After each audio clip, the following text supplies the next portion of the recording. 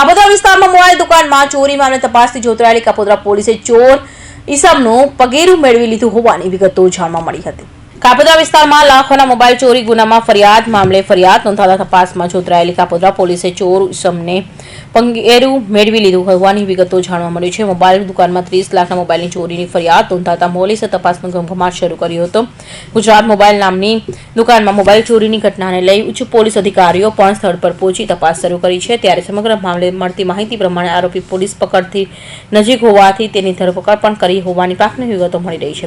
આજરોજ Kapodra police station વિસ્તારના સાગર road પર આવેલ ગુજરાત મોબાઈલ નામની દુકાનમાં રાત્રિના 3 વાગ્યા પછીના કોઈ સમયે કોઈ ચોર ઈસમે દુકાનનું શટર તોડી અને દુકાનની અંદર ગેરકાયદેસર રીતે પ્રવેશ કરી દુકાનમાં રાખેલા આઈફોન તથા સેમસંગ કંપનીના મોંઘા ફોન તથા અન્ય રિપેરિંગ માટે આવેલા ફોનોની ચોરી કરેલાની હકીકત કાપોદ્રા પોલીસ સ્ટેશન ખાતે આવેલ છે અને હાલ આ ગુનાની ફરિયાદ લેવાની કાર્યવાહી ચાલુ છે અને આ ચોરીમાં આશરે ₹30 લાખ રૂપિયાના મોબાઈલની ચોરી થયેલ હોવાનું પ્રાથમિક દ્રષ્ટિએ જણાઈ આવેલ છે।